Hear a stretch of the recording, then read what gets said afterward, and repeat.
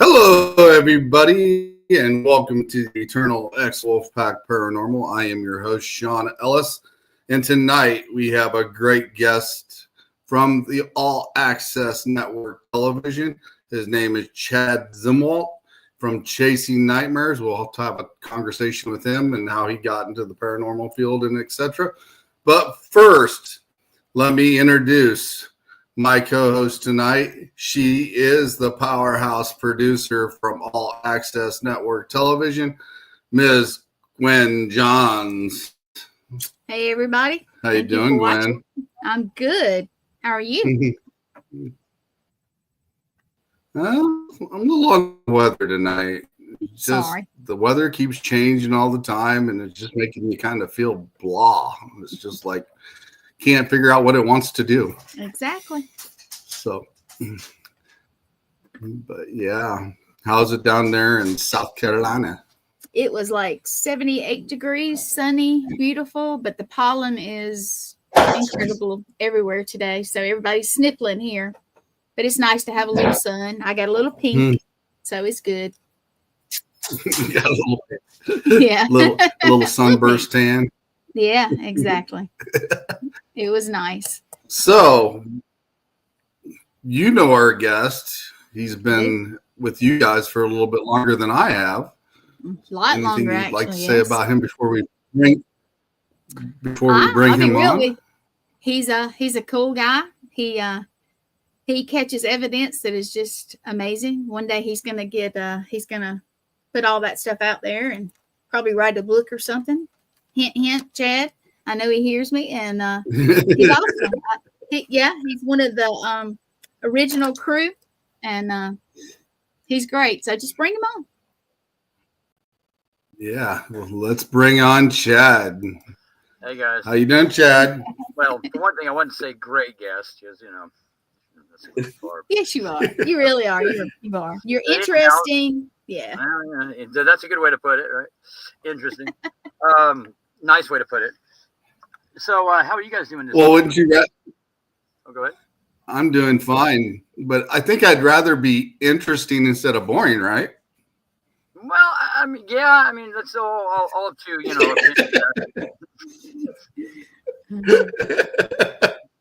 I think I'd rather have the interesting part than being the boring part. Yeah, that's for sure. I can take that as a compliment. Interesting. To say the least. But I've kind of been that kind of guy throughout my entire involvement in this paranormal field.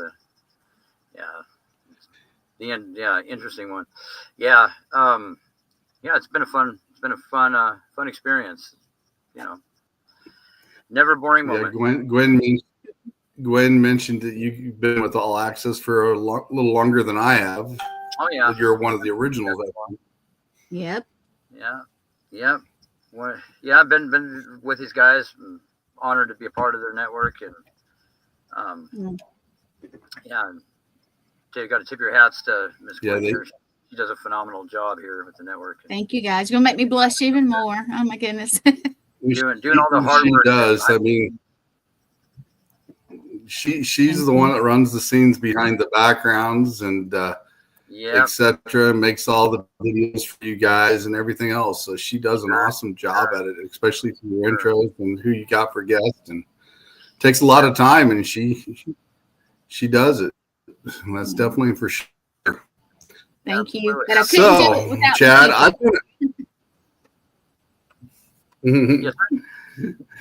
Chad, I've been on your show, Chasing Nightmares. We had definitely a great conversation that night. So we did. Let's see what happens tonight. Right.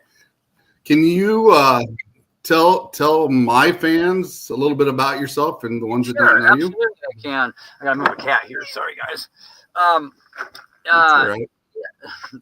It's animals, demons. Something always gets in the way. What got me into this? This. Well, I don't know if you want to call it line of work, because like what I'm saying, I never expected to pay the bills, but I kind of got thrown into it at a young age. I worked at this store. It's kind of funny because this is where the whole thing started. I worked for the store that was built on top of a pioneer cemetery, and I remember at that point in time, I was skeptical. I didn't believe in that kind of stuff. Always been that way. If I have to experience something or see a lot of evidence to actually have any kind of faith in what it is. Right. One of those few people that does. I mean, not few, because a lot of us are like that. But I'm not easily convinced. But anyway, working for this place, I just heard rumors about it being haunted, and I thought that was nonsense. Like, oh, why are people worried about this? They're just whatever, nothing's going on. Well, until I had to work there at night, and I was actually locked in the store from about 11 o'clock at night to about 2 o'clock in the morning, and I had to be let out of the store. The freight crew would come let me out, and I experienced some things in that store that were just insane, that couldn't be explained, and that really sparked my curiosity, because for a lot of reasons, like dog agrees, whatever that was. Mm-hmm. I have a close family member that experienced something paranormal that actually impacted their life forever. Like, I mean, they were afraid to be left by themselves after that. It was a fairly gnarly experience, and I always, was kind of wondering about that, what had happened to them, and it just sparked my curiosity that if there's something out there, I want to go document it, And it's not an easy. We know it's not an easy field to document, because there's all kinds of, there's lots of people out there doing it, and how do you bring something unique to the table? And I guess my whole outlook was I didn't research this before I did it. I just went out there and just documented stuff and presented it. And I think that's and I'm not the only one to do that, I'm sure, but I did it from a raw level, because my spiritual beliefs didn't affect it. My personal opinion didn't affect it. Because I think that's a big problem, in the field today, is there's people that they want it to be something, so they ignore all the other evidence that might, point elsewhere. True. And I try to do it from a logical point of view, scientific point of view, and I'm still doing that today. Yeah, you have great evidence, actually. Yeah, some of the stuff that I've heard that you come up with, that when we were talking on your show, it's pretty amazing. And yeah, I gotta say it's so. Go ahead. No, go ahead. There's a little bit of a delay, so go ahead. Oh, okay. Sorry about that. Can you guys hear me okay? Yeah. Okay. Yeah. And I promise I'm getting better equipment, actually. I'm getting much better equipment here soon. So, Well, my internet is trash, and I like to thank Brightspeed for that. So, and I think they need to get it fixed. Probably the same gremlins we all do, where things are going fine until you go to the show and everything seems to go to crap. Yeah. Yeah. But, we push through. It's part of the job, right? It is. Yeah. So yeah, go ahead. So when you were working at the store and you were seeing what you were seeing, is that when it first peaked? Is when you got curious and started into the paranormal? Yeah, like case in point, I was the only one in there, and it was just, I mean, the whole thing was like a set on some generic horror movie. Like, I mean, it was like all the old coolers were noisy, and they shut all the lights down and just be the lights off the coolers there. And I remember there's one evening in particular that I remember my job was to mop the floor, at night, and do clean up and stuff there after it closed. Well, this one aisle, I just cleaned it up, and I heard some racket on the other side. I was like standing on one aisle, like just a few feet away. I could hear something falling off the shelf. So I went over there, and it looked like somebody ran down the aisle with their shoes off, like with muddy footprints. Oh, wow. Yeah. And I remember seeing that and thinking, what the hell, because I just had mopped that floor, literally, like just mopped it like 5 minutes prior. And, a lot of stuff happened in there, like lots of stuff moving around. And there's one night in particular, I was waiting in there to be let out, and I was in the back room, as like the overstock area, and I remember I heard a woman's voice, and I thought it was our produce manager, because it sounded like her kind of, and she tried to scare people. Mm-hmm. She tried to scare them, and I'm like, yeah, Amanda, whatever, and she was saying something behind me, and over what I thought was her. And I looked back, and there's nobody there, and I went back to doing what I was doing, and then I heard the voice say, "I'm talking to you," like that. And I turned around, there's nobody there. And then when I turned back around, it shouted in my ear. I was like, oh, okay, like, that's enough right there. That one just like kind of stuck out, you know. I was like, I told my buddy the next day at work, I'm like, dude, something just yelled in my ear that wasn't there, you know, last night. So, you know, that was kind of some of the experiences I had. So obviously there's something to this paranormal. I mean, that was my thought pattern at the time. It's like, something's to this. What is it? You know, what's going on? Right. So what did you come up with that, since you got interested in trying to figure out what it was? What did you come up with at the time? It led me down a strange path.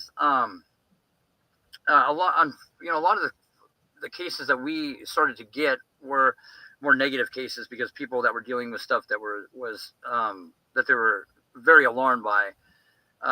Some of it wasn't, but you know, but a lot of cases there were people that were frightened and that they wanted to know what was going on. So we kind of got into those cases, and the phenomenon that I documented at that case was kind of strange. It was like a lot of what we were documenting was pretending to be something it wasn't, because you know, there's different, like throughout the years. I remember, like when I first started doing this, it wasn't something that people accepted very positively. You know, somebody, you're a paranormal investigator, they like you were insane, basically. And it's like, so I didn't really tell people about it. So I kind of kept it hush hush. And somebody found out about it, you know, they'd get a hold of me.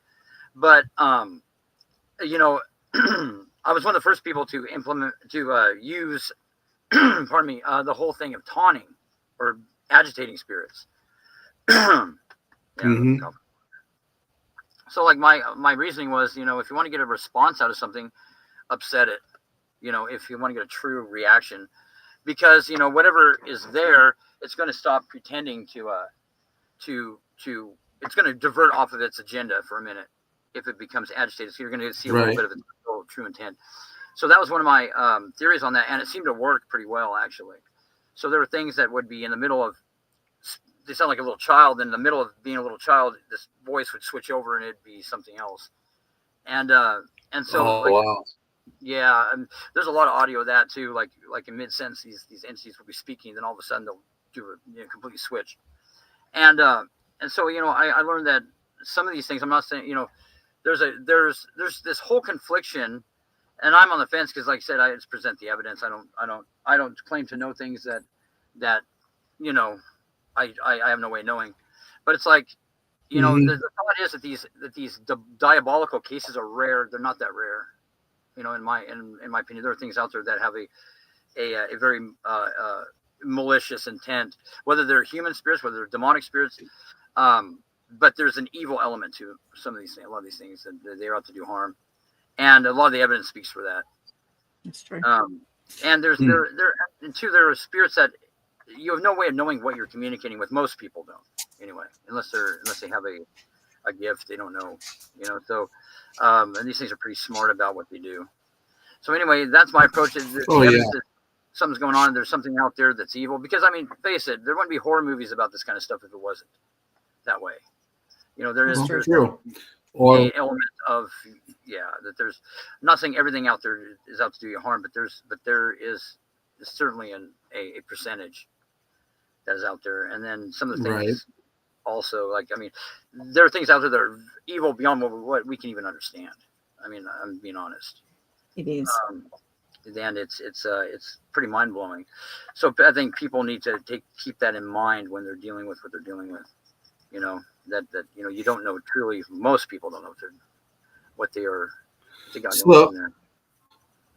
Go ahead. So here's a question for you, Chad, because me and you are pretty close to the same age, and do you think if we were brought up different, knowing that there are spirits the way they are back in the day, that things are different today? Like we were brought up nowadays, you mean, with the different with the exception of paranormal, you mean? Like it's accepted, you mean, like the I mean, if we were to accept it back when we were growing up, I think maybe. Do you think it would be different today? Hard to say. Like that's why the approach that I took was I was trying to avoid all that kind of influence. It boils down to which is weird, you know, that you don't see. In some ways, I see some more negative paranormal phenomenon, but not as extreme as some of the cases were back then. Like it's kind of it's strange. That's a good question. I'm not sure really how to answer that. I think that I never have my mind made up that things are going to be evil when I go to a location. I never even have that thought pattern. Right. There's a lot of claims. You know, there's a lot of people that think they got something going on. So I don't know. But that's a really good question. Exactly. It's hard to say, because it's become like a more accepted, almost like trendy kind of thing. You know, where people almost want their house haunted. You know, back then it was the opposite. People didn't want the stigma of it, and because it wasn't a positive thing. You know, and they didn't. Yeah, go ahead. And they didn't want to talk about it, or if they did, they thought you would think they were crazy or whatever. Exactly. But the fact is now that everything's changed and the mentality's changed. And like I said, it makes me wonder if we would have accepted it back then, what would things be like today, and how would we be able to interact with it? Well, and then the things are like there's other odd things nowadays going on, like just this phenomenon with the UFOs and the UAPs, like all the different opinions on that type of paranormal. It's like you're trading one for the other. It's weird. And then these things are all kind of linked together in some odd way, you know. And I think things are more, complex, you know, than what we ever thought. And it's like, you know, and then sparks a big question: are we even meant to know the answer to these things? You know, I mean, are we? You know, I mean, I think that a lot of us are doing very good jobs of answering questions and, you know, about this phenomenon. But there are fundamental questions that, I mean, it makes me wonder, are we ever going to know? But then again, there's a good part of me that thinks we will, you know. So I don't know. It's an interesting thing to be involved in. It's not as easy being a paranormal investigator as all that, you know. So no, it's not. People that think it's going to be, it's not. No. But how have you ever done residentials, Chad? Yes. Oh yeah, lots of those. Yeah. Yeah. So I mean, I've done more residentials than I've had big areas. And what's some of the things that you would normally cross with the residentials, just in general? Like on a general basis, like claims, you mean, or the claims. I get contacted, you know, by quite a few people. There's more, of course, you know, there's more cases than I can even keep up with, you know, because I mean, this is me and you know, usually, but no, people make all kinds of outstanding claims. And what I've learned in the paranormal is that, like, just when you think that something is not, you know, like there's a lot of claims that you think are completely ridiculous, you know, and then it's like, well, until you witness it, you know, or you document it, then it's what I've heard, that it's just when you think you've seen everything, you're going to see something that you've never seen before. Yep. And that kind of keeps you on your toes. But no, there's a lot of the people. Of course we know, like when I do a case, it's not just a one-time deal. Like, I keep in contact with the people, because usually, you know, you can't get an idea about what's going on the first time you investigate a location, in my opinion. Because, you know, if it's something intelligent, it may not perform for you, you know, right off the bat. And then, you know, but you kind of get an idea. It's a process, and then it boils down to, let's say that, like, somebody does have something that is going to present them a problem. It has a little to do with the investigator. It has to do with them personally. You know, they have to be the ones to draw the line with whatever's there. You just kind of you can give them advice you think is the best option for them, but other than that, that's all you can do. But you know, approaching this from that outlook, or from that point of view, there's a lot of good, you know, there's a lot of positive things that I feel I've been a part of over the years, you know, helping people resolve some issues, and that part is important about the job. But yeah, it's a process, you know, and I think, you know, there's a lot of TV shows that kind of influence the public back and forth, and, you know, I think it's unfortunately whatever so-and-so does on TV is what people think's the right thing to do, rather than, you know, the people really doing it, you know. I know it's like I said, it's another complicated thing. Each case is different, I think, to an extent. Right. I mean, I agree with that. So it's quite a complex thing to to solve at first, because you're dealing with all kinds of the way the way that the clients and what they have children, or they don't have children, like their circumstances play a factor. And then there's some people that don't want to they don't want to, like, if they don't like the advice you're giving them, that's another thing too. Like there's a lot of people that are responsible for the activity that's going on. Yes. Oh yeah. And they don't, or they want it to be something it's not. So it's like you're kind of like the bad guy there, you know, like when you go in and say, hey, you know, this isn't your son, this is something else here, whatever, you know. It's unfortunately, but you know, I think a lot of it, that's why opinion and what people want this to be is such a factor in this for everybody, because a lot of it is, you know, there's this thought that I've always been like, you know, if something is real and part of reality, it's unchangeable. You know, you can't, you cannot, Right. you cannot want it. You cannot like it all you want, but it's not going to make it real. And I think a lot of people have trouble with that there's certain aspects of the paranormal that scare people.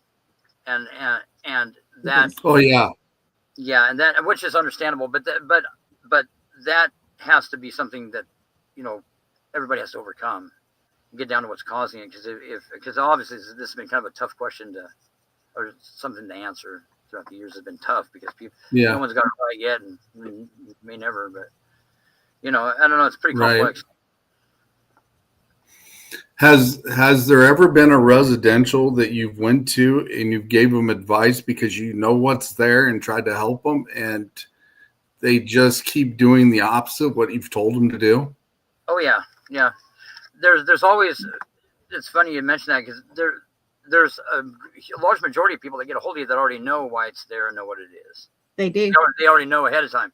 So and you start off like they'll start, you know, kind of making them excuses for, like, you know, the stuff they did and stuff, and you know, whatever. Oh, when I set up this shrine, it was, you know, I was just doing it because of this, and yeah. You know, and then this one lady, this one person from Seattle got a hold of me. And they were into some very serious stuff. And I remember this guy that was he was involved with the Discovery Channel. I don't know. He was part of the show. He was one of the producers of Deadliest Catch, and then he was with Mike Rowe and Dirty Jobs. But anyway, this guy was kind of behind the scenes, but he's doing his own thing, and he was claimed to be an occult specialist, and he was a specialist in the occult and all these different entities and stuff. And this case in Seattle, like, the guy didn't have very good nerve. He didn't have very good nerves to be involved in that stuff, because he was a little too disturbed by, you know, certain cases. And he's like, well, yeah, this lady, man, we want you to look into this lady, you know, and talk to her. So I talked to her, and she's talking about, you know, what she does. And, you know, she has a shrine set up, and she invoked these two specific demons, you know, and the whole time while I'm talking to her, these things they're yelling, they're like making noise into the phone. They're trying to make it where I can't hear what she's saying. I was asking her questions about, you know, like what kind of ritual were you doing, and yeah, these things weren't happy, and they were, of course, you know, at that point, those people are completely menaced by whatever's going on. Like it's a whole different reality to them. These things can, you know, probably harm them at that point. And she was having marks on her, like she was waking up with these bite marks that had they look just like how you picture a vampire bite. They had the fang, like, puncture marks on right back and stuff, and burns under her eyes, and which is a phenomenon that happened. You know, there's biblical accounts of when angels appeared, it used to burn their eyes, like give them eye problems, and their eyes were bloodshot all the time. And so anyway, I'm like, well, so what do you want out of this? And she's like, well, I started becoming evil when I started doing this, like hanging like dead animals on people's doors, and what weird you think? Yeah, but what it boils down to is you have to stand up to the entities. I'm like, dismantle the shrine and take it outside. Throw it outside. Right. Well, that'll anger with you. I'm like, you think you're going to be able to break a bond with something and not anger it? I'm like, no, the only thing these things, first of all, they can't do as much as they think they can do. But this woman was so aware of what she was doing, and she enjoyed some of the aspects of getting involved with these entities. She didn't like some of them, though. Some of them were just too mean for her, but she liked these ones over here. It is weird. And then I'm like, you know, when you partake in satanic practices and demonic rituals, you know, you can't pick and choose what entities I think that you're going to be involved with, and you kind of open yourself up to all kinds of negative things at that point. But no, that's an example of people very aware of what they're doing. Yep. And Oh, yeah. you know, and there's these entities. There's ones that are powerful, ones that are not as powerful. It's interesting because I talk to people thinking that they're all that rare. Well, I'm not saying they're everyday common thing, but they're not that rare. There's a lot of people. A lot of these things are, I think, demonic, but they got a good front going on. Because if you look at it from their standpoint, if you were going to victimize somebody, you wouldn't come up and tell them right off the bat. You wouldn't say, "Hey, I got this intention. I'm going to do this." You would you would put up a facade and kind of lure them in, and that's what these things do, is that they gain your trust, and then all of a sudden, it's like when these things do advance, the people, like, they have no idea what's going on. But it seems to me that there's definitely a menacing undertone to these things, but then there are people that get a hold of me that have nothing going on. They're just imagining it, or they're trying to get attention, or so it goes both ways. But you can pretty much tell, when you get somebody get a hold of you, you can tell by the symptoms of what's going on and how afraid they are. That's a good indication. Because if people dealing with demons, I definitely agree with that. I think you kind of think the way I do at times by the way you talk. Correct me if I'm wrong, but some of these people, I think, when they start dabbling in this, is looking for the power and wanting the power of what they can do instead of the knowledge of trying to understand it. 100%. No, that's the lure. These people, a lot of them don't have good intentions to begin with. They get involved with things that are evil so they can get their aid to perform evil on other people. That's usually like what these people do, is they get mad at somebody and they want to curse them or something like that. You have to be a person of a certain mindset to get involved in that kind of stuff, because you're willingly partaking in activities that are not of a good nature. So absolutely, they have will intent. It's power. The whole thing is, it's an illusion. We all have free will, and nothing can really affect your free will. So anything spiritual or otherwise that says that here, if you just do this, I can affect this person's free will over here, it's a sham. And what they're really doing is that they're not only causing problems for the person that they're trying to inflict, but they're really looking at the person partaking in the ritual itself. They're looking at that person like, hey, that's going to be my ultimate victim there. Like, I'm gonna get that person. Right. That's going to be their next vessel or whatever it may be. Yeah. I mean, because there's all kinds of ways. One thing about these things is they can destroy you in ways you don't even understand. Right. They have a lot of options they have all kinds of avenues they can take, and they can when they destroy you, they want to destroy you spiritually, physically, mentally. They want you to be completely destroyed before you're destroyed. And I think people need to realize that. Yeah. Because when you hit rock bottom, that's when they have their chance to take control. Oh, they're opportunists too. Yeah, that's something else that's interesting about them, is that somebody can have no problems with anything supernatural, and they can go through a hard event, lose a loved one, have a divorce, go through an event in their life that is that them, and all of a sudden, then they have these issues start popping up. And like I said, I don't understand what it's like to be on the side of the fence with someone like a medium or whatever, but I think that a lot of our loved ones, that they're not hanging around here in limbo. I think these things, they're off to something better.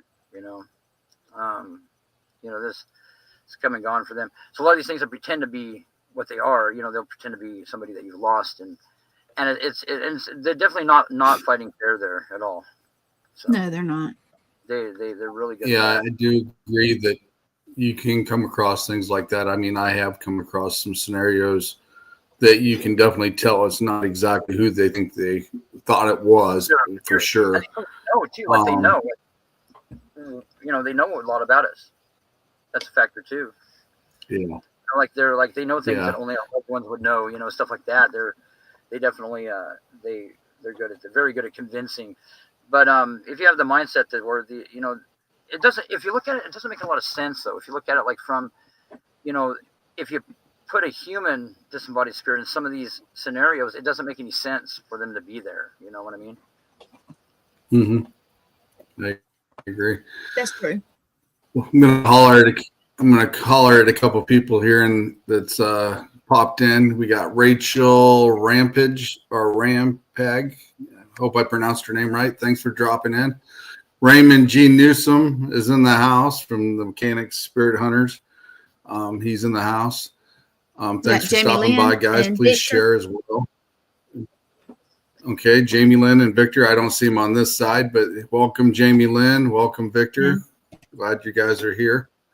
But yeah, it gets to be very interesting when you come across people that's looking for power, and you can actually tell they're looking for power instead of the knowledge of understanding and taking care of the situation, because their whole mentality changes, and it's like they become greedy in some ways, and kind of I agree. Yeah, they definitely change without a doubt, and it's crazy. Now you got some investigations that are out in open places as well. Is there any interesting place that you've come across that has something that we haven't heard about, maybe? There's lots of that's where I'm lucky here. There's lots of locations that are extremely active, and whatever is there is definitely not of good and doesn't have the best intentions for you. So it's kind of like how I did it too, is that I would go experiment at places where nobody would suffer the consequences for it but myself, kind of deal. Mm-hmm. They're like my laboratory, I'd go to these places and I'd experiment with the phenomenon. And so there I was lucky. But yeah, there's a lot of locations here that there's phenomenal. The activity is insane. Quite a few, actually. Gwen's heard some of the audio from some of them. Oh yeah, there's one that I absolutely am just fascinated with. Yeah. Do you still got it loaded up, Gwen? I do. You want me to go play it? Sorry, you guys. Pollen is absolutely just it's crazy. Yeah, let me get it here. Yeah. And Chad, you want to tell us about it real quick? Oh yeah. Okay. There was, of course, you hear all kinds of stuff, about ghost stories and stuff. And there's one in particular that I heard about this town that it existed back in the early 1900s, but for reasons unknown, the people abandoned it. And it was a booming community, mm-hmm. and they just left.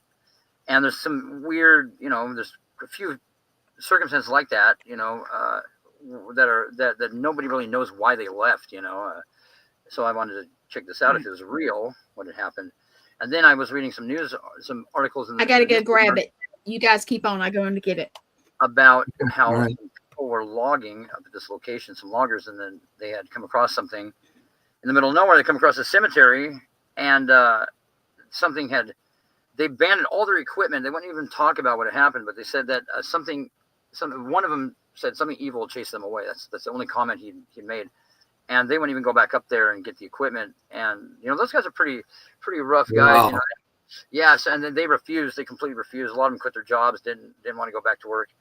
And that was in the 70s. So I thought, hey, and they're tied together with this urban legend. It makes me wonder, if this is real. Well, I looked for the town, couldn't find anything on it online, just kind of gave up on it. Well, a friend of mine, we had been talking about cemeteries, and he's like, oh yeah, he goes, I know this one, it's weird. It's like everything's logged right up to it. It's in the middle of nowhere.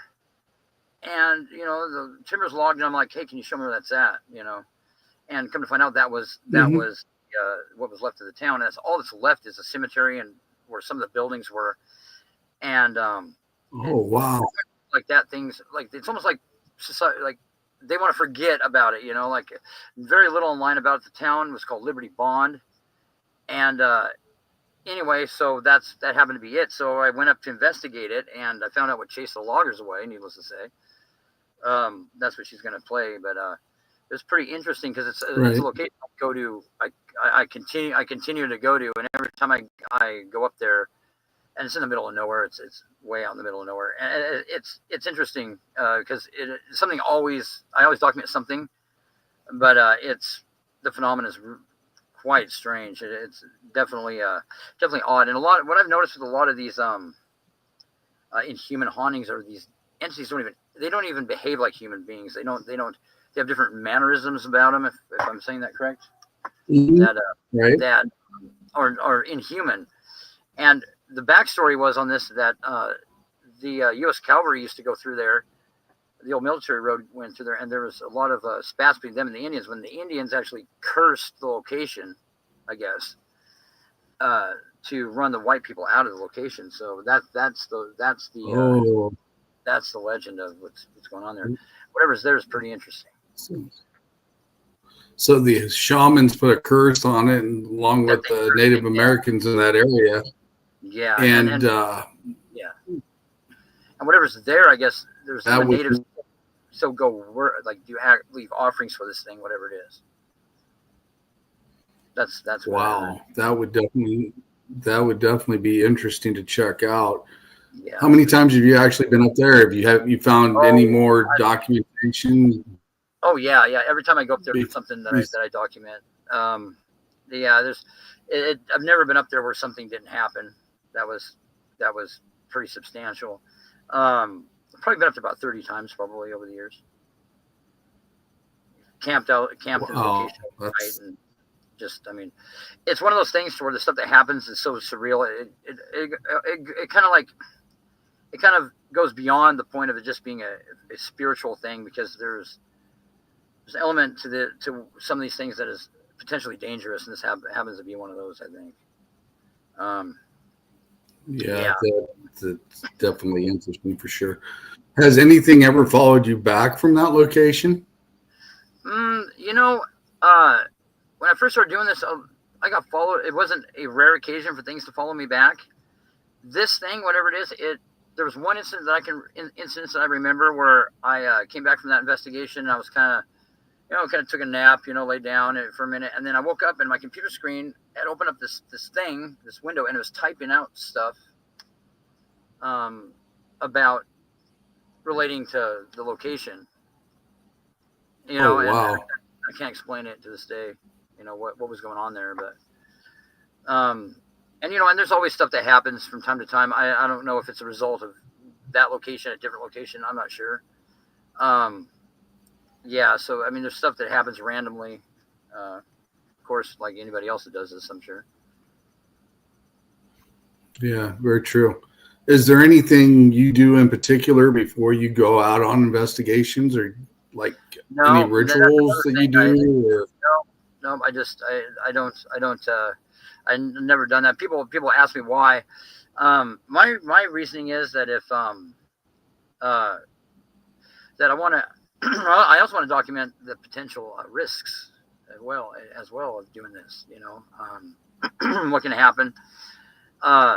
I look at it like this. There's a thin line between, I guess, having confidence or insulting. I don't know if that makes sense. I go out and seek this stuff out, and I'm not going to be completely confident that it can't harm me. That's pretty right. It's kind of, in my opinion, that's almost an insult to whatever's out there that protects you. I don't think this is a risk-free hobby to have. I think that, mm-hmm. that you put yourself. I think there's very real dangers in doing it, and right. Yeah, and I think a lot of that has to do with how you I think your outlook on things has a lot to do with that. I have all different types of my personal. Yeah, I believe my personal opinion so far, the things that I've ran into, as long as you've got a high energy field and have a positive outlook, it's hard for them to come after you. True. But if you keep manifesting bad stuff constantly every day, I've seen them where they attack people all the time. Oh, yeah, and they keep saying, why do I keep having bad stuff happen to me constantly? Because it's the way they act, the way they manifest, and they just don't change anything to make anything different. There's a lot of credibility in that, according, from a scientific point of view now. With the study of quantum mechanics, our consciousness affects a lot of what happens in reality. So if you're a negative person, you're going to reflect things that are negative. So that's a correct way to look at things, because it's scientifically proven that is a factor. I think that some unfortunate things are going to happen to people that go anger things that like that. Like I've had some things happen in my life, and I know it's a direct retaliation from doing that. But it's something that I don't, I expect it. I don't think it's not going to happen. I think that there's only a limit to what they can do, unless you yourself allow that to happen, or do partake in certain things that allow it to happen. And two, I've seen things like I like to tell people I don't go to church. I'm not a church going kind of person. I joke around. I say everything I do is either lewd, sinful, or moral. So I can't really go from that basis. But due to some of the things I've experienced personally, I do believe that there is something else out there. I think that there's a higher divine force that protects people from things like that, because I've seen it work. Right. I've seen lots of evidence of it, and but from that point of view, I can't be skeptical there, because so witnessing that, I think that's a big factor, and is that definitely God carries a bigger stick than these types of entities, and they know that. So right. they have a higher they have a very Tammy Christian. Yeah, Miss Tammy Christensen's in the house. Thanks for stopping by, Tammy. She is actually one of my mentors. She is my Reiki mentor. She's the one that taught me how to do a lot of stuff with Reiki, and she's an amazing person. Did you get that loaded up by chance, Gwen? I am trying. Gremlins every time. You want me to send? I'm trying that. I keep forgetting that we wasn't on yours, because I know it's probably on your platform, and you want me I know to we bounce back and forth from each other's platforms. Yeah, could you? So I can send you too. Yeah, I can do that. Let me do this here. If you didn't mind, yeah. I don't know. Do you want me to send you a couple? We always have gremlins. It's send whatever you like. That's part of the job, man. It's just how it goes, I guess. Well, have you noticed that, like, when Chad shows on, we get a lot of gremlins. I mean, a lot. I mean, there hasn't been too much so far on this one. That's a good thing. Knock on wood here. There's always something. Want to poop in your Cheerios. Yeah. Yeah, never know. Yeah. I've always got gremlins on my shelf or another. Yeah, it's terrible. It's absolutely ridiculous, isn't it? Mm-hmm.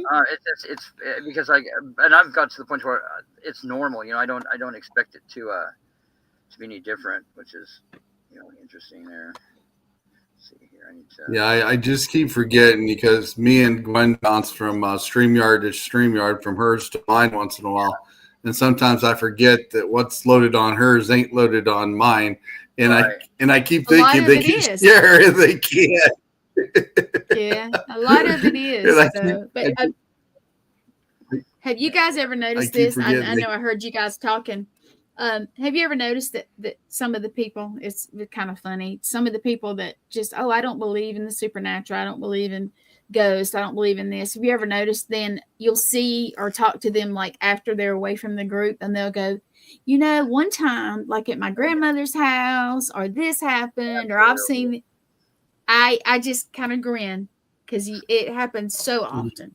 Well, I think a lot of people do have experiences if they think about it. Yeah.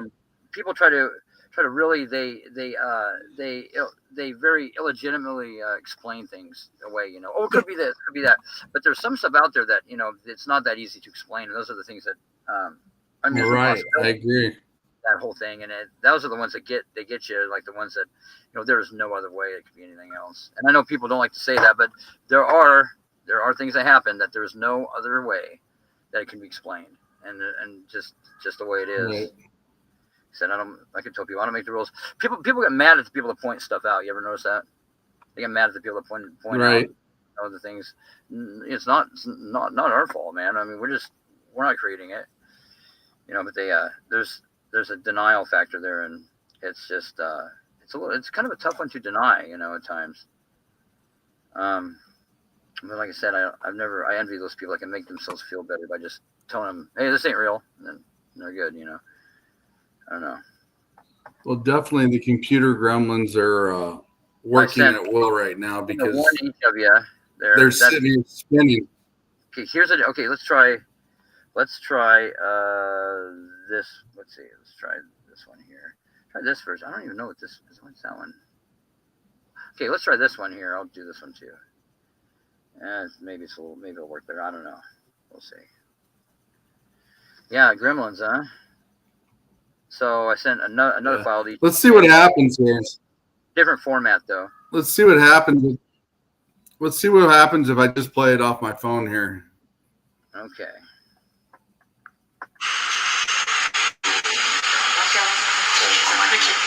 Okay, well, let's leave this stuff recording here. Okay. Thank you, Fido. Yeah. What is? Oh, yeah, because the boogeyman's here.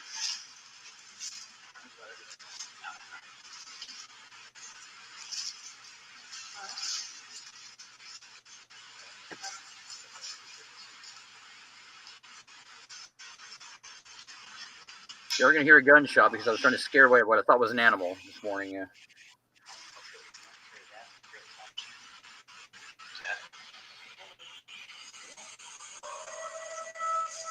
Whoa! Hang on!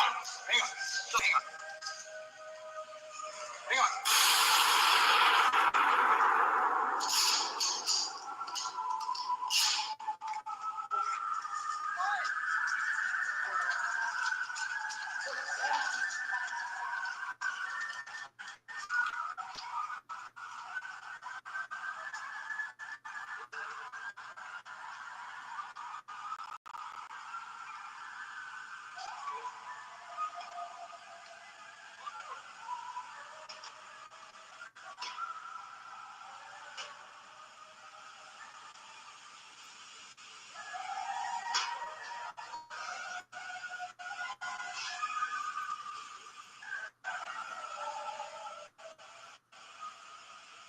And that's interesting because the people that ran ahead of me, they made it to the vehicle before I did, and it stopped right when I made it back to the vehicle. It's probably the same audio. That'd be really bizarre, standing out in the middle of there. Loud in real life. And what's weird about that is the audio device was behind me up on a hill. So when during the audio you hear something thunder past the tombstone that was on, that had nothing to do with that. So that was what was making that noise. And and there's nothing. There's like a black cloud is all I could see the black cloud. That was it. But whatever's there, people say, oh, it's animals. Well, you discharge a 12-gauge shotgun, there's not going to be any animals around. That's going to scare them all off. Right. That thing. That was definitely an interesting one. And like I said, I know I heard it when I was on your show. We were talking about were we talking about the same incident? And with the gunshot and you at that location. And wow. I mean, they can get you like mountain lions and stuff, So it's always good to, your number one worry ain't going to be, my worry is something physical over the supernatural. But what I thought, that was I farted in the air thinking, because I was thinking it was an animal at first. But look back on it, it's like it was so loud. It was so loud the first howl that it like the noise like vibrated me. It was so loud, like I had a big speaker behind me or something. It was crazy. You think it had like a infrastructure where it could send out and make you feel ill? Or that sounds like at theater when you're in, like all the echoing and all that noise. That's natural. That location has a weird, it has a weird audio effect like that. Sounds like you're in a theater, so it sounds like kind of on the audio anyway, and that's natural.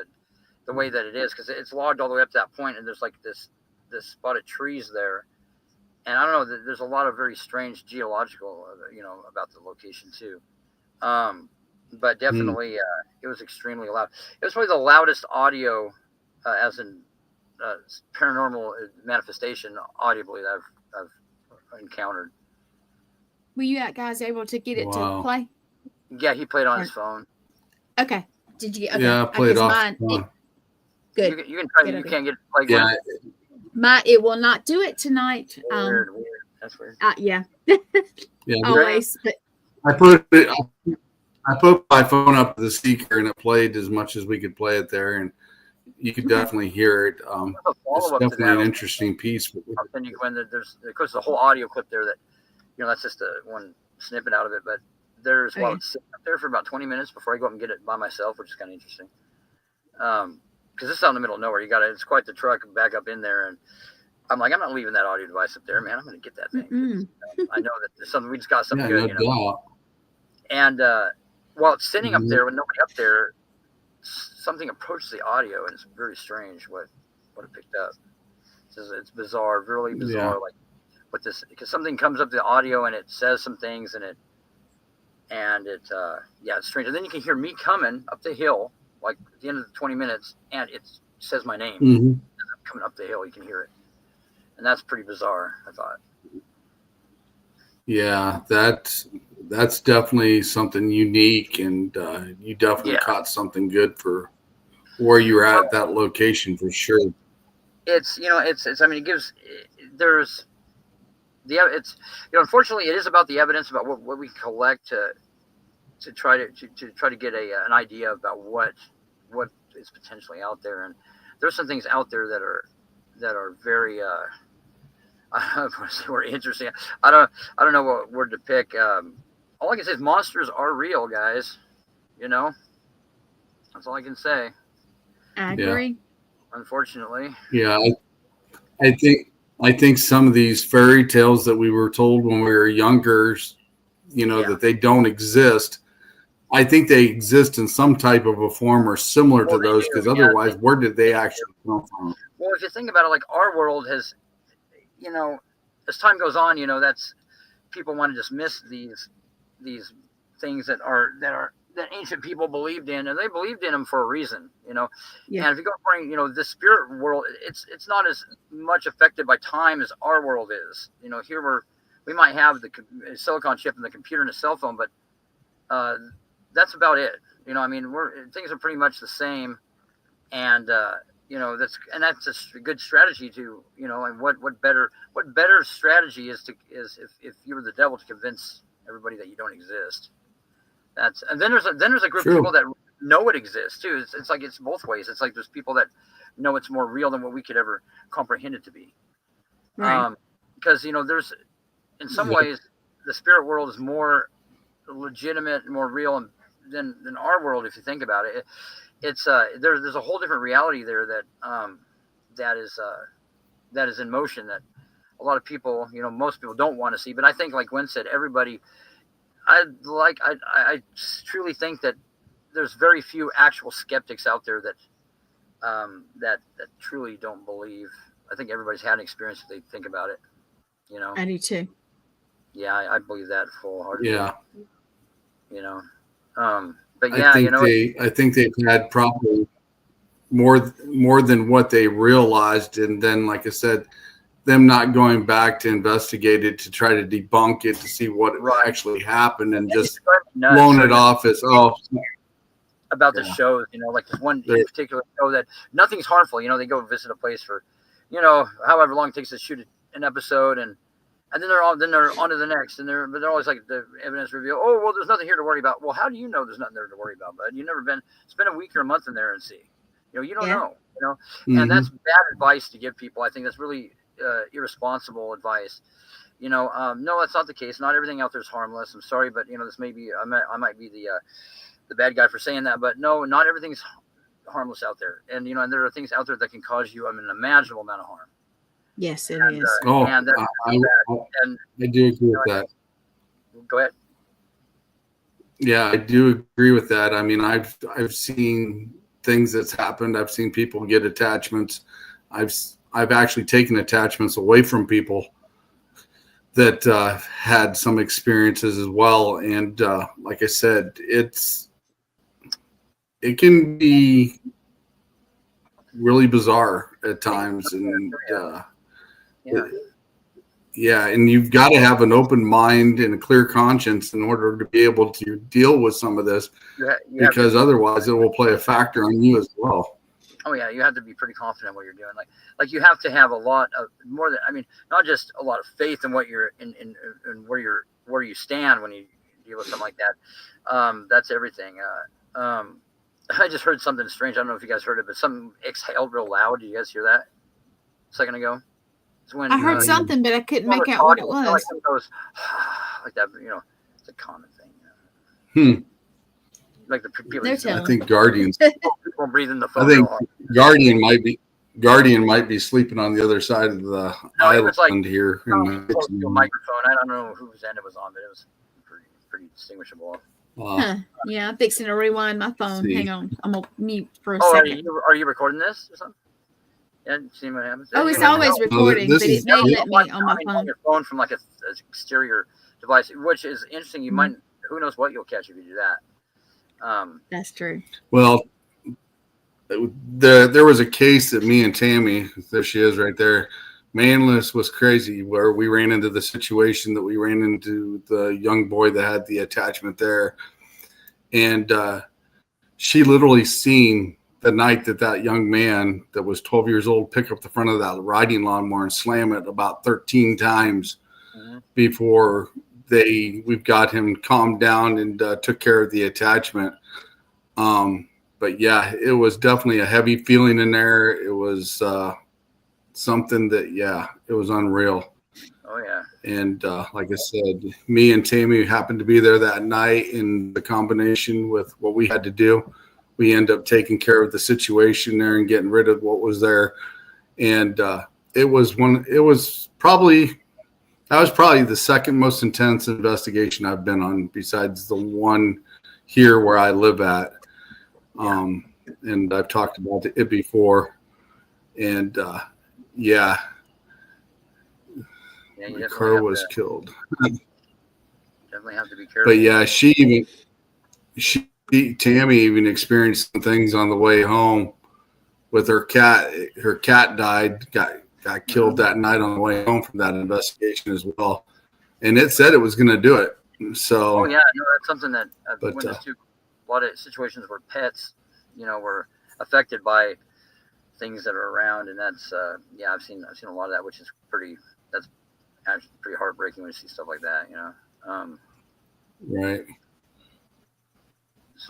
We have Victoria in the house. Welcome to the jungle. And we have Maggie Chrisley Blocklock. I hope I pronounced that right. Thank you for joining. It's Margie. Hey, Margie. And please share out as well. I greatly would appreciate it. I think I want to tell you how much I appreciate the conversation. I a lot of times I don't really go into depth about my perspective on this stuff. Usually it's something that, it was interesting to, maybe get a little bit out there about, what it is I do. Appreciate it. Well, maybe definitely me and you one of these days can sit and have a conversation behind the scenes and talk about some of the stuff that we've encountered, because we've definitely crossed paths. There's stuff that I've encountered that is so it's not appropriate to even discuss. It's so bad, some of the stuff that is so bad. That, there's a lot of it. I don't know what kind of audience that you want to have, guidelines, but there's some of it that's too can't discuss it. I'm in field. We have to be careful. Right. Yeah, because I always run an NC-17 rating on the show just in case we do get into deep conversation. So it is covered, and that's what we run on the bottom of the page. But some things, I don't want to be brought out to younger children or younger kids that may actually cross this show. I agree about that. There's some of the details, I think people should be aware that there's things out there that are evil, that to points you can't really understand. Because if you look at it from this standpoint, that there are things out there that are inhuman, we can't really comprehend what they're. We can't famine evil like they can. It's strange. Right. Definitely out there. I don't think anybody. I think that unless you have to somewhat. I don't judge people on their religious outlet. None of that. I think that people have the right to do what they want to, and they do it for whatever reason that personal. But there are certain things I feel very dangerous that people get involved in, and I think that the positives don't outweigh the negatives, and I think that people have to be careful. I think there's one word of advice out there is you do not want to make friends with anything out there. From a normal person, you don't want to make friends with anything out there. If you want to be an investigator, a paranormal investigator, you should approach it that this isn't harmless, that you are putting yourself at risk and those around you, and it's not gonna. So there is that risk factor. I think people should definitely view it as a reality, but as far as there's certain things that you shouldn't do. You don't want to be. I agree. You don't want to be overly curious about what's out there. I think a lot of people go through hard times, like we were talking about earlier. I think people lose people they love. Just understand that I feel like it's a good way to look at it. I don't know if it's accurate or not, but it's just that they're away from this, what we're dealing with now. They're not bound to this reality. So, and from that aspect, they're off to bigger and better things. And I don't think that they're going to be, me from a no, like a lot of these. If you put a human spirit, I think I was saying earlier in some of these scenarios, really doesn't make any sense. They have better things to do with their time, than some of these. Oh, they do. A lot of things that these demons do are very trivial, but they're good traps that they set. And Right. And then if you go harm, and the people you loved aren't going to do things to disturb you or frighten you or to harm you. I think that's a good thing. The guideline that something starts to harm you, it's something that it's not the person. And even that psychological. Well, go ahead. One of the things that I learned from the doing Reiki, I can tell energy. I can feel the different energy and the source of the energy, like if it's bad or it's good. And definitely, like you said, when you come on to something that's really bad, you definitely know it's there. Oh, yeah. There's no doubt about it. You know it's there. Exactly. And they don't hide it. They don't hide it. It's just bluntly there. And the ones that, like you said, the loved ones, if they do come back, it's a calm energy. It's something that's relaxing when they come up to you and they show you at true form. Like I've only seen one full apparition in my lifetime, and it happened to be my girlfriend that passed away. And the fact is, when she showed me herself, it was that calm feeling, when she was always around. But like you said, and I believe this all full well, when you walk into a situation and it's so heavy in there you can't breathe, and that energy's bad, you better be prepared. That's and it doesn't. The best way I can say it. Everybody can feel that, because, like, I was at a location here just very recently that there's somebody with me that didn't have a lot of experience in the paranormal, and they immediately felt very, very, very uneasy and want to get out of there. I mean, we have instincts that you can tell that there's something. I don't know if that plays a role in that, but yeah, there's a very ominous, oppressive feeling when you go into a place where there's something negative like that. Oh yeah. Very, very, there's people like that also. Well, there's evil like that. Well, I'm saying just intent, period. Like this location, there were animals that were like there were like 24 horses that died in very strange ways that were, and there were things that happened to the remains that were abnormal, and just something very, very bad. Right. And this is just recent. This is like last week. And wow. Yeah, I mean, there was something definitely going on up there. But anyway, you feel it, and it has a very, very distinctive feeling to it. Yeah. I mean, it was definitely quite strange. And those are the things that, like, when you I've been asked to do all kinds of stuff, and this was one of them, to go up there and give my opinion. My first opinion was, there's something strange. Come to find out, there are some connections, Native American connections. There's an ancient burial site there, and all kinds of the place has in bad history. I mean, where Right. the natives stayed away from it for, they didn't go near it because, for reasons, they had their reasons. And if the native stayed away from it, there had to be a definite reason why they did it, because they were very, they don't even go near it to this day. they were very into that stuff and skeptics and stuff like that, and knowing what's going on in there. Well, You'd have the shaman. You even have shamans that would sell out their family members just in order to gain that power. Oh, absolutely. They absolutely. would, yeah. Yeah, there's So, and to them, to these people, it's something that generation upon generation. It's something that they view as something absolutely real and dangerous, and different outlook to them, and for good reason. I mean, really, for very good reason. And skeptics are kind of funny. There's been people that taken out that are skeptical, and it kind of it didn't have a good ending for them. So like I stopped taking people out that were like that, because I was like, well, do you because their whole thing is nothing will happen. I'm like, well, can you wake up tomorrow and continue with life as you know it after, if you witness some things here that are kind of shake you up a little bit?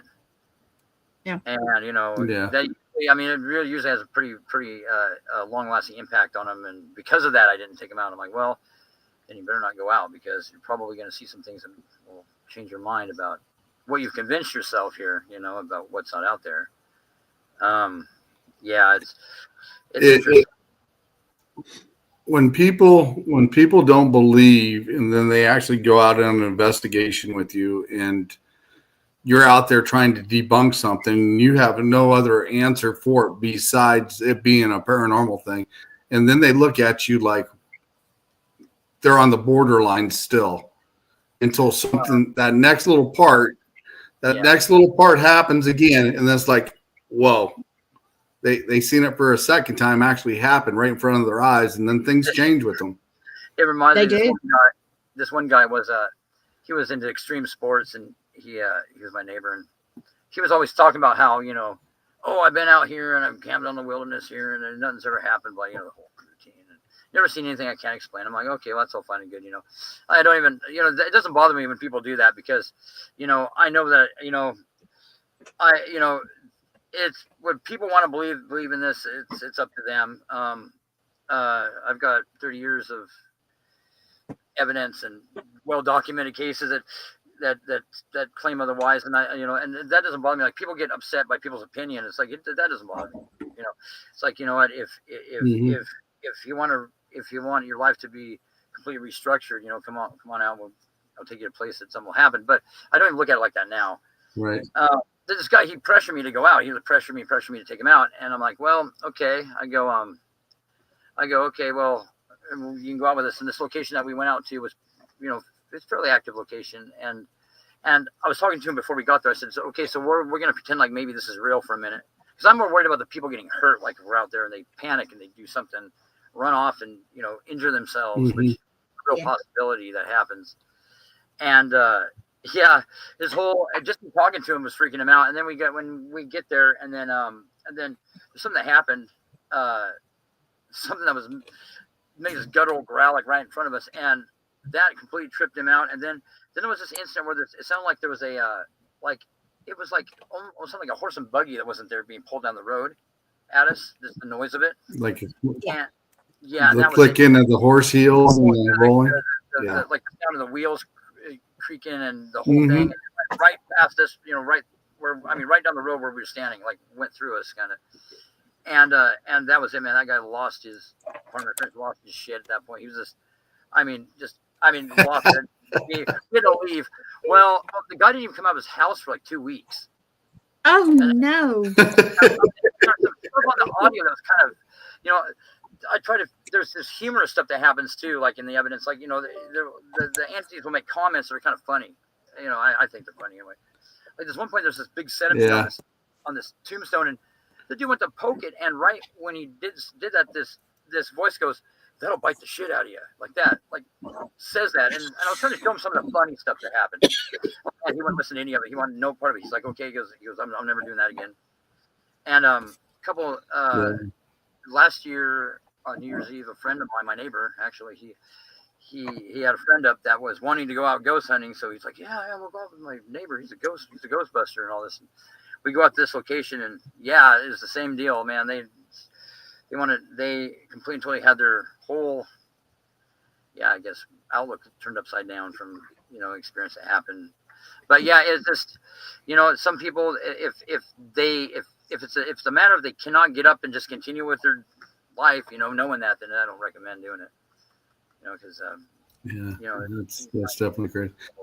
Tammy said something here a second ago. She said, "I would love to be so naive." Well, we don't get that choice, Tammy. We don't get that choice. We're in the field, so we already know what it's about. So we don't get that choice. And then she says, "Yeah, she does. Well, she does have Native American property." I'm nothing against Native people, but their ancient beliefs and their interactions with certain entities, they weren't some of these things weren't nice things, and that's where a lot of their you cannot please something that wants to do you harm to that extent.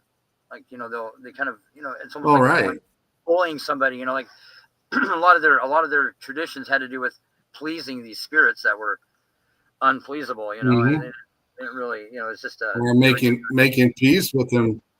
Right, but there was to make peace with them, just so to leave them alone. So definitely there are things out there that love to terrorize people, and these things they love that. I mean, they enjoy that fear and that anxiety that they can inflict. They feed off of it. Yeah, most they do. They really enjoy that. So. A lot of it is especially. Go ahead. Especially if you're in a place that has a negative energy in it, and you keep feeding it with negativity, it just keeps going and going and going, and it's more harder to deal with than people realize. They love that, or you get that way in a lot of private residence. People are afraid to anger what's there. They already fallen into that whole thing, and it's like you can't. You can't get by with it. They're not going to live, and to a point, there's not a live and let live thing there with some of these things. They're not going to stop. So you cannot take that approach. It's like they're bullies. They like to bully people around, and usually most cases the bark is worse than the bite. Usually in some cases. But what they try to do is they try to intimidate people into making themselves vulnerable. That you're not quite as vulnerable as they want you to be. So they try to intimidate you into doing things that, and they're unaware of it. The people are unaware that is not the right thing to do. They don't know. So intent, I guess, doesn't have anything to do with it. But the rules I think the rules are pretty simple. I don't think I'd be standing here or sitting here tonight doing an interview with you of these things if I, is because people worry about that. It's like, no, I'm living proof. I've angered so many things out there that, I would not be here right now if they could do what, they claim they can, Right. Yeah. Like I said, I think you're one of the first people, or one of the few that I've talked about that has actually dealt with more negative stuff in general, because I've dealt with a lot of it and seen some of it. And then when you mention it to other people, they kind of look at you different. I don't know if the fact is they've dealt with it and didn't know how to get rid of it, or they've dealt with it in another way and they just don't want to talk about it. Well, anyway, I think anybody that's ever dealt with it, they kind of come out on the other side. Similar to how we're talking now. Again, you're in the situation where if you point something out, you're the bad guy. There's been a lot of cases like that. Like there's one, and you see the influence. Like there's something else. Like I've seen the influence of people that these things have over people that they're not aware of. Which is one phone conversation I was having with this person that they were wanting me to go again. Somebody already knew what was going on, And then you get the scenario when you do as many of these cases like I do. Then you get to where it's a group, it's a team effort to cause you harm, like like these people, they'll call you, want to lure you in, knowing that there's something like that here. And it's like a group. I swear, Right. the group to them, like they're out to do you harm, but they don't understand that, what they're dealing with, the entity they're dealing with, and how I approach it different. Like, I mean, the thing doesn't have Right. quite the menacing, hold Effect on us as it did them. Yeah. Yeah, and this person was Exactly. trying to get me over there to their place, and then she started talking about how this one specific entity, that she feels so powerful when it's around, and that how powerful this thing is, and all that. And I'm like, well, is your powerful friend familiar with our Lord and Savior Jesus Christ? And all of a sudden, silence on the phone. I thought she hung up on me. Just silence. Sitting there listening. Mm-hmm. It just goes to like a whimper. This person's whimpering, and they're like, well, it's the first time I can speak freely because the thing left. And he said that, and talking about how Right. the thing had a hold, has a hold on her, and it just, seeing the behavior, right. These things, and that's why I have to put credibility in that. And I've witnessed real cases of demonic possession, which is insane. That's a whole different show there. Mm-hmm. Right. Yeah, these things, there's power there in like biblical provocation. So there's 100% legit. It's legit. It's the one thing that I've seen work tremendously. Like I said, I don't go to church. I understand there are people out there that push that agenda, and they really have no idea the reality of things. I understand that, and that's something that bothers me about the whole thing. But from somebody that's completely, right. Totally not, I'm not part of that. There's that's the one thing that people can turn to that does have immediate effect on whatever's there. I'm not saying it'll leave from now on, because usually when people create a relationship with something, right. Like that, it's a while to break that. But so definitely I would have to say there's not much I'm sure about in this world, but that I'm sure about. So because I've seen it work. Yeah. A lot. So. Yeah, like I said, when they get involved with stuff they don't understand, like playing with Ouija boards, and they don't know how to close them out, or going into situations and manifesting it on top of it, and chanting and doing things that they're not aware of.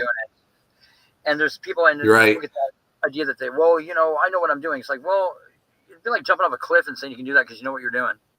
Certain things are dangerous. Right.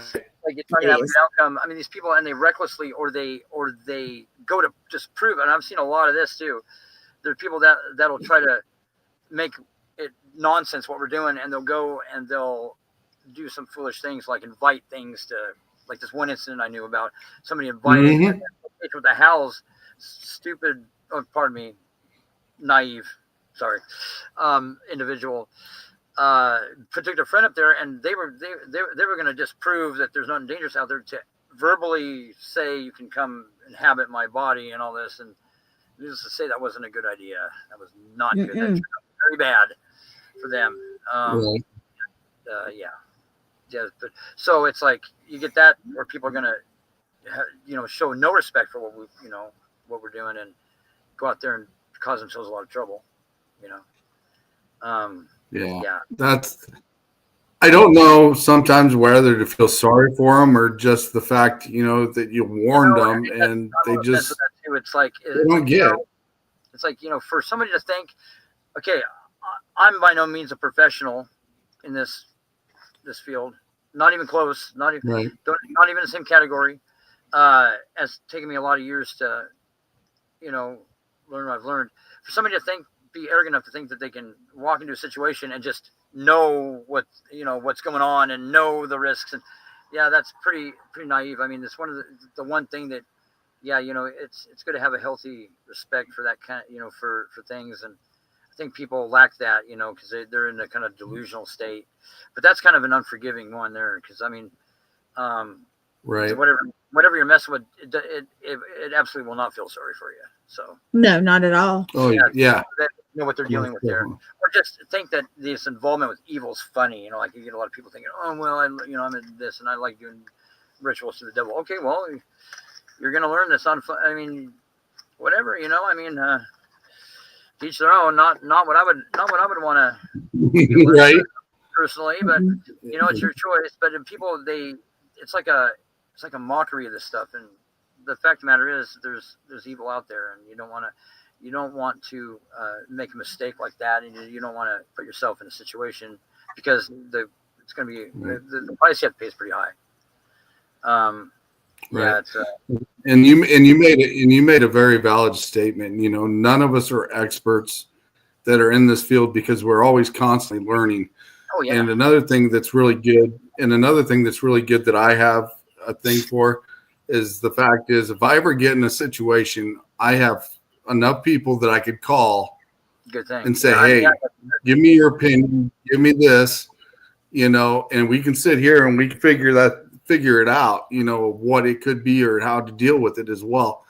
And, you know, like I said, I've been blessed with two good mentors that I have, you know, that has taught me several things that like that around that you can that has done that. And like I said, I've got people like you, Chad, if I could reach out to if I needed to, and other people as well, you know, that if I ever run into a situation, you know, I know that if I can't handle it, I'm going to call somebody. I'm going to say, hey, I need your opinion. This is what's going on. You know, I mean, give me your thoughts and etc.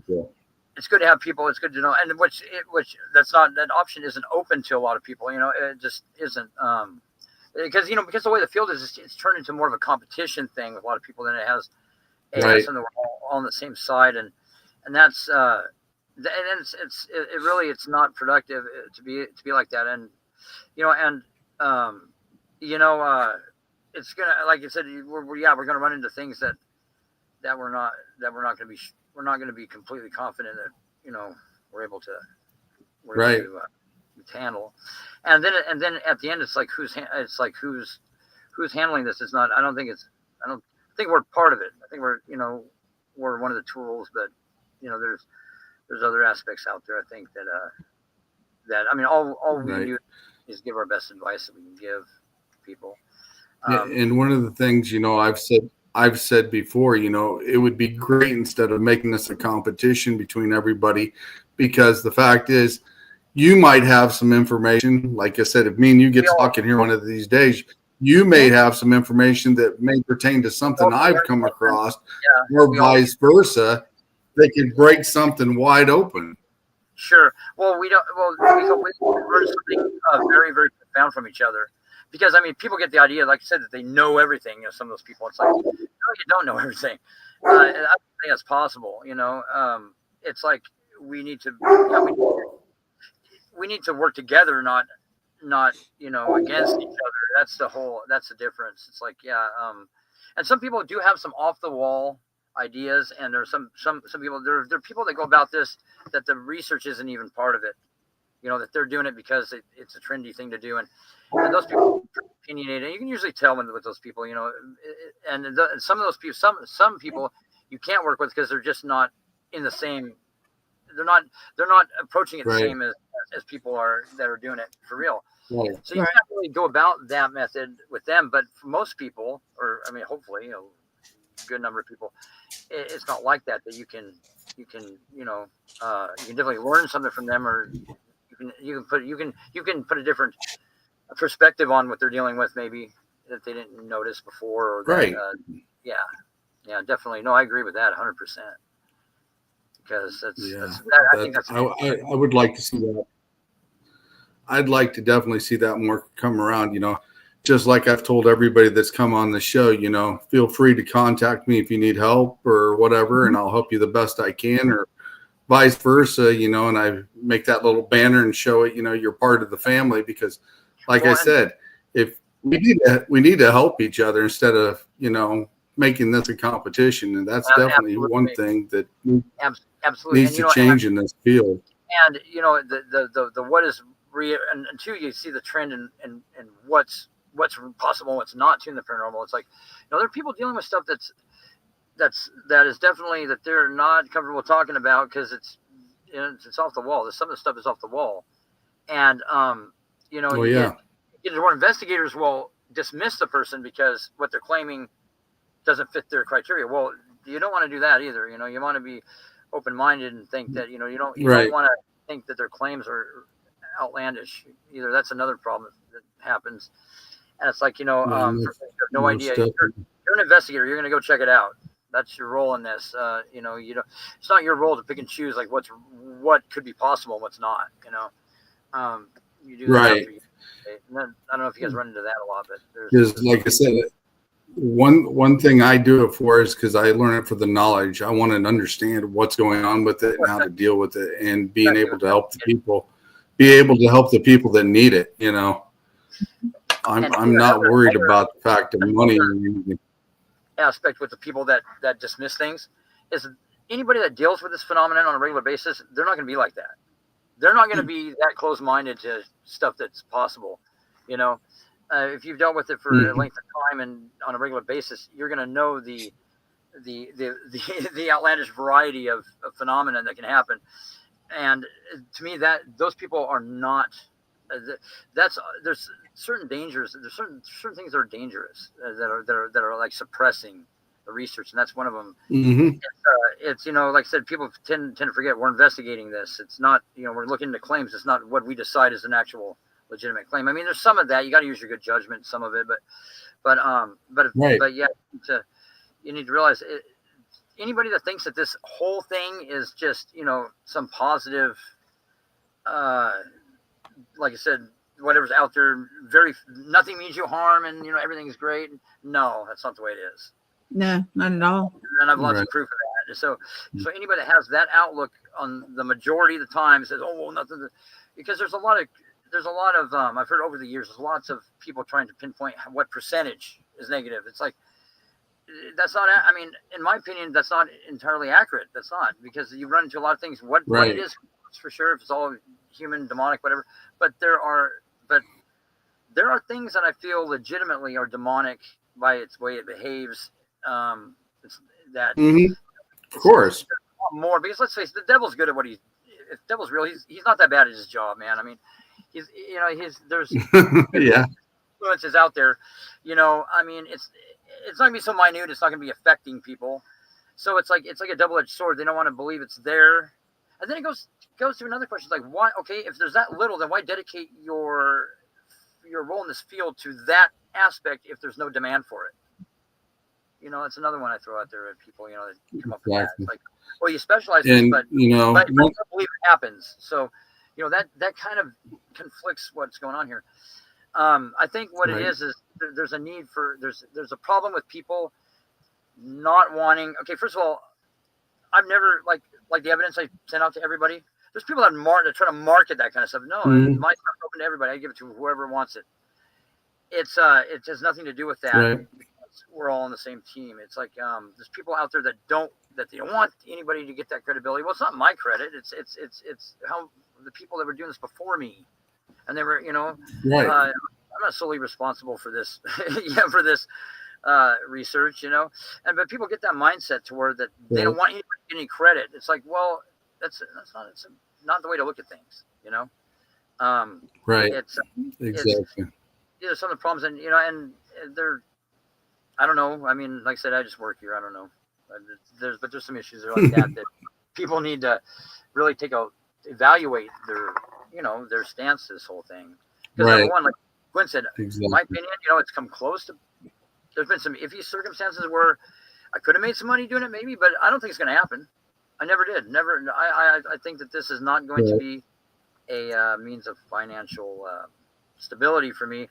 It's because I enjoy what I do. That's why I do it. And and it's just like I've told people before. It's not the money that I'm after when I do this, but it would be nice to be able to gain some access to some funds to be able to go out and help. That's where you get to be able to go out and help the people and buy the equipment that we need, so we can keep doing what we're doing, because it does get very expensive. Exactly. Well, and here's a kicker too. Spoiler alert: it doesn't pay. I come pretty close to getting some, TV and stuff, and it doesn't pay much. I mean, so you're not gonna get much money. But no, it would be interesting to get the funding to do that. You get to see locations that you wouldn't normally get to see, and opportunities like that you wouldn't normally get. But Because Yeah. like I said, my team, I never charge anybody for coming to investigate their places No, or no. anything. Right. And I do it all for It's understanding the knowledge of it as well. Yep. Non-profit organization. Yeah, that's what I tell people. Because it's people that Yep. they'll and a lot of people think it does cost money, which is weird. I wasn't aware. I guess there's people out there that pitch it like that they charge people. They do. And Mhm. that was a new one to me. I didn't know people did that. Like I was like, well, from what I understand, people don't charge to come investigate a location. I guess that just the opportunity is how you get paid. I guess in a way. But there's people that do that, and I was shocked by that. Actually. Yeah, well, because I couldn't imagine that's kind of not a very moral thing to do to charge somebody that's already frightened. Right. Money. Right. Say, well, if you pay me this much, I'll come. And then I guess, then it's like, well, first of all, you got to, what are you charging for? You can't guarantee you're going to be able to do anything, really. Until you get there and evaluate things. And it's like, Exactly. It's just, like I said, I do, like I said, I do it to help the people, that need it so they can understand what's going on. And that's the best satisfaction when you get a client that you've taken care of the problem there, and then they actually acknowledge, hey, this is good, especially when you go back a couple weeks later and check on them. Yeah. So down the road, definitely so. This really helped out. We're not dealing with that anymore. Which, and then you gotta, then it kind of gives you the idea that maybe you're doing something somewhat right, if there's some good outcomes like that. It's and it always goes back to my relative, like that's what really that's the only thing that ran space in my head before all this is, what happened to them to make to do that to their, to have that much of an impact on their life. That's something I thought about quite a bit. And right. Because I know, I knew the person. It's like they weren't imagining whatever happened to them, Right. And Right. It's like, what was that did that? Mm-hmm. Definitely so. Fascinating. Well, Chad, we have gone past our hour. We've had such a great conversation. We've gone a half hour over tonight, which is fine. Yeah. We could go longer. Sure. But I had to go all night on this kind of stuff. I like. We're definitely going to have you back on, because the conversation is amazing.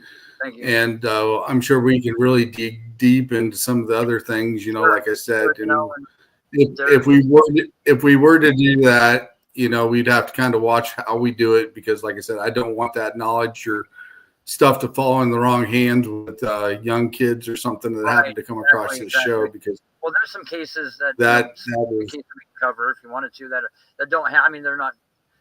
The activity wasn't that, as in there's disturbing and then there's disturbing, two different, right.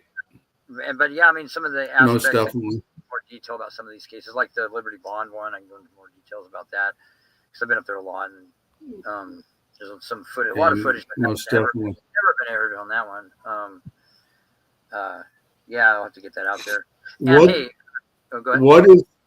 What is some advice you would give to some new teams that are just starting out? I would just say be careful. Don't go about this in a way. Number one, don't think you're going to make money. Don't have that be the number one goal. Mm-mm. And there's some things not going to. Chances are it won't pay your bills.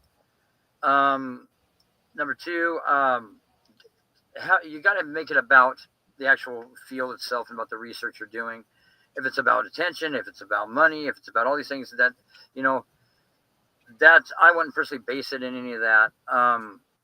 But be careful about what's out there, about what you're dealing with. Understand that there is a risk to this, and that, despite who tells you there's none, if there is people, there is, and to be cautious about it, when you go about it. Don't believe all the TV shows are true. That's how it really is. I'm not discrediting all the TV shows, but saying that's entertainment stuff there. But in some ways, these cases that had are much. If they aired them, they'd be much I mean, crazy stuff that's going on. But Right. there's not an accurate portrayal there of how it is. I think in a lot of our what we do, and just be careful. Know that I'm not saying take what I say literal. I'm not telling people they have to take what I say literal, but from 30 years doing this, use a lot of caution. Don't make friends with things out there. Do not ever think something is what it is at face value that you're dealing with. That's a big misconception. And Aunt Ronnie, she's got better things to do than take your bed at night. That's Yeah. my thought. Yeah. Don't involve yourself in things like Ouija boards because it's very dangerous. Personal forms of communication like that, we're using your body as part of the communication. Average people don't be doing that. I don't think it's good for anybody to do it, but Right. but like I said, I don't know what it's like to go from the different perspectives of people that are sensitive. I don't know how they outlook things like that because they may have a window into things that I don't personally. But yeah, just be careful out there. Stuff's real. It's dangerous. It is what it is. But don't suppress your curiosity. I mean, go out there and we want to keep this going, don't we? I mean, our research, and and it's one of these days, we'll get. I think we got enough to be recognized as a legitimate field of research. I think we're very close to that, if not already. So everybody, keep doing what you're doing, everybody. Gwen, keep doing what you're doing. You're doing a good job. Thank you so much. Yeah, And he does do an awesome job.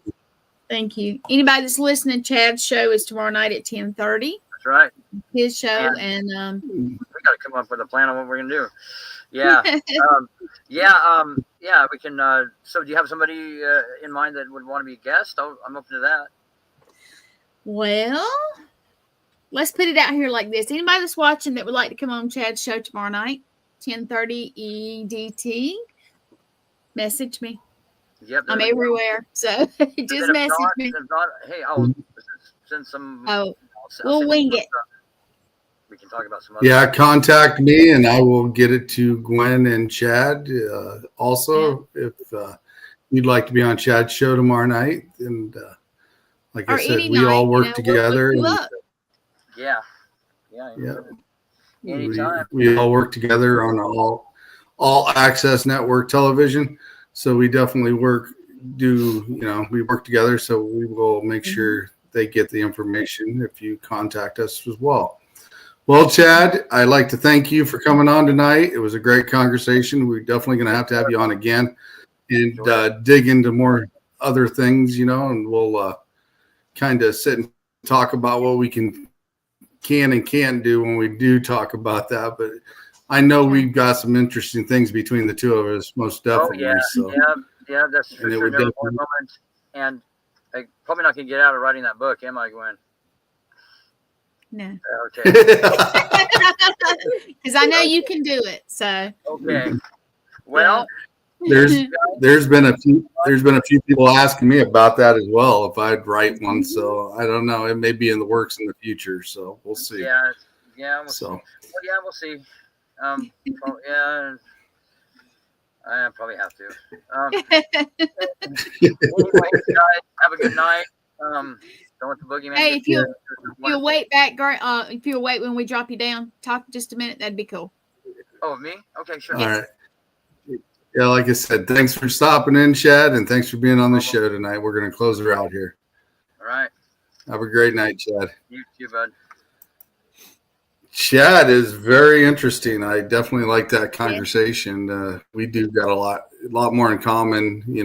I was on the show before, and the more we keep talking, the more things we do have in common. So it's definitely interesting with that. Let's see here. Before we close out the show tonight, I got to find some stuff here. We're going to run a few ads here, and we're going to start out with this one right here tonight with All Access. So here we go. As soon as it pops up, it's been kind of a delay tonight.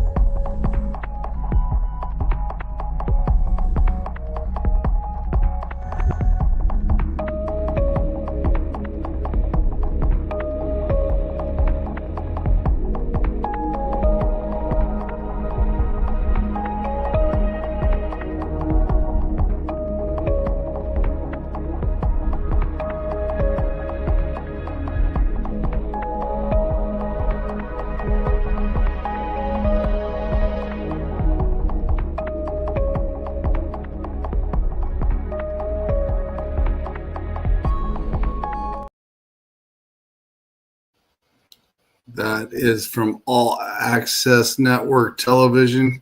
Make sure you check out everybody's show on there. And Gwen is actually the producer of 85 to 90% of those shows, and she's always behind the scenes or on them. So Gwen does an amazing job. So definitely go check out those shows. Yeah. And we got one more we're going to fly here before we leave, because this is one I'm looking forward to in July, and that's at Broadhead Manor, and it's the Paranormal Rockdown.